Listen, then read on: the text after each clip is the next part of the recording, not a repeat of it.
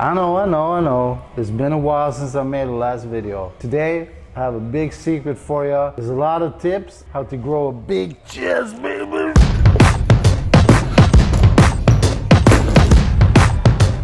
Warm up. A lot of people and have not seen growth for several years.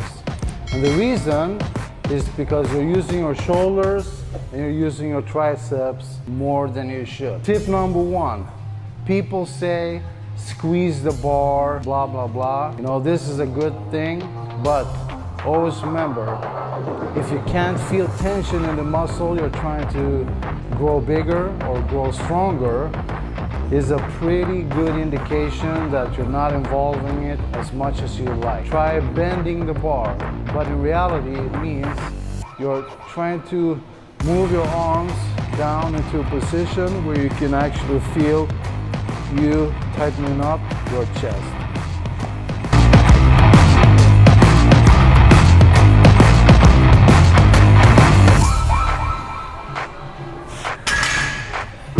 The number one tip on every exercise you're doing, if you can't feel tension in the muscle, there's a very, very small chance that you're gonna make it bigger, better, stronger, faster, whatever. Try to do some small things like just doing one-armed exercise where you can actually put the other hand on the muscle you're trying to grow bigger or faster. Blah, blah, blah, blah, blah. That means that if I'm doing cable flies or whatever, you know, cross cables, etc. The most important thing is that I can put one hand on the muscle and I can feel the tension as I'm pulling the cable, right? Some people are super strong in the triceps, and this is probably because they're always working out their triceps and not so much their chest. Sometimes when you're doing an exercise in a machine, the machine is not perfectly fitted for you and how you do it and your technique to get most muscle involvement, etc. Right? So don't worry too much about the machine, worry about you. Don't be scared of gripping on places where there's no handle.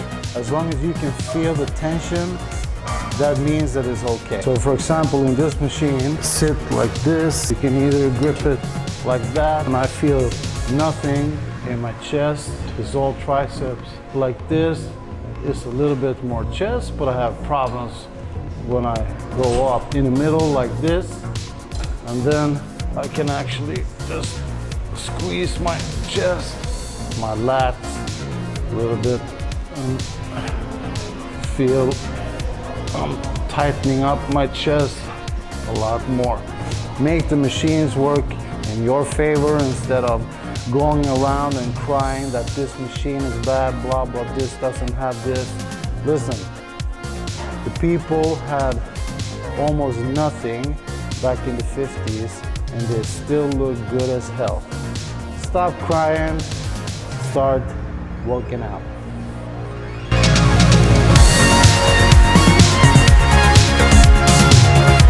So today I'm going to run. I'm not going to run for a long period of time. I'm going to do 15 sprints and they will be 6 seconds long each. So maximum speed in an uphill is just going to burn your explosive power and hopefully build some power in your squat or whatever. But running is not bad for you. You can just work it. That works for you or whatever you're doing. And just warm up a little bit.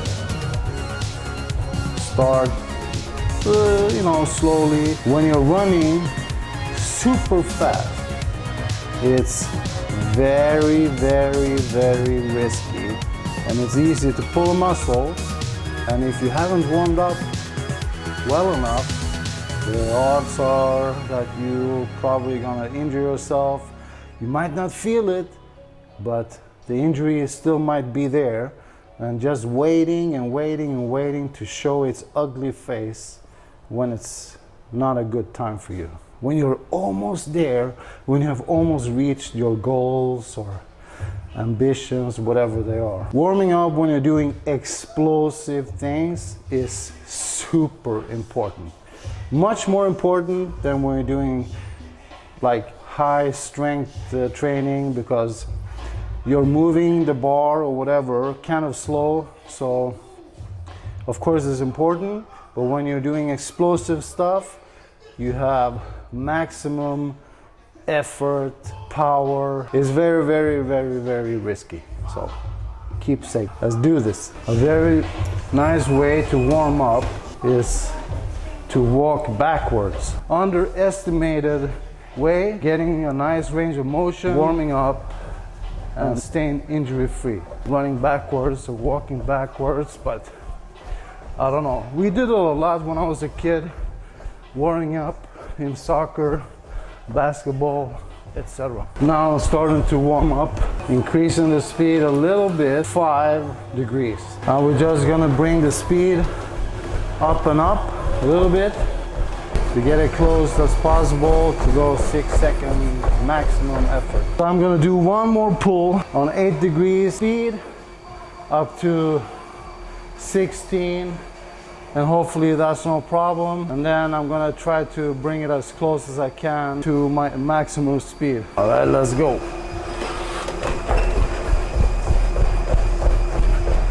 Still pretty easy. Yeah. As you can see, is 19k speed, 8 degrees incline. Let's hope I don't smash my nose into that treadmill. Let's see where we're at.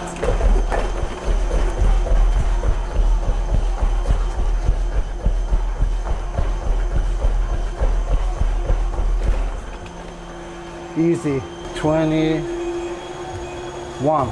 I think this is gonna be it. It felt pretty close on 19, so I'll bring it to 21. 6 seconds, that's all. The reason I'm putting the camera a little bit further away from the treadmill is so you can actually see that I'm doing this. 6 seconds, starting in 3, 2, 1, go.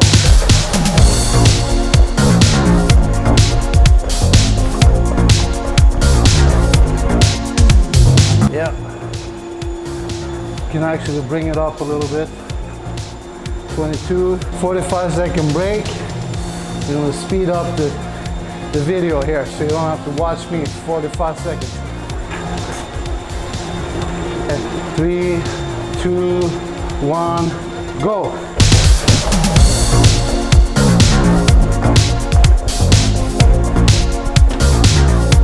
2, 1, go.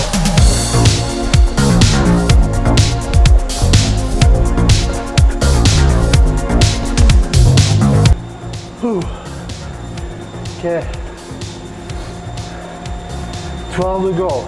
The number one thing that happens when you get older is speed goes down.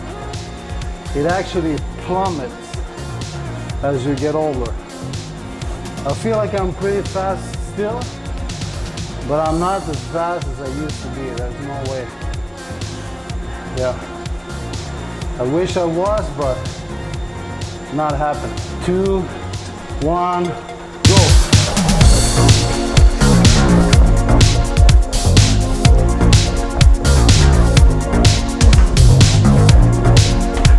Eleven to go. 5, 4, 1, go.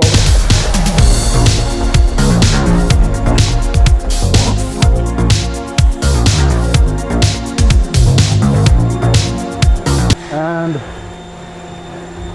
that's it. I had to stop. We didn't complete the last 3, but I felt my right hamstring were not happy, and we just have to listen to the body. Now we're gonna walk in the 8-degree incline at a pace of 3k per hour, which is very slow, but I'm using it to take long steps, stretching out my calves, hamstring, making sure I'm giving my body a nice warm down. You're doing explosive training. Warm up, go for your workout, and then warm down. You have two things that you can try. Go implement those chest exercises. Remember, if you don't feel the muscle, you're not using the muscle. And then, if you want to give your legs that extra punch, try this explosive run workout. Have a nice day.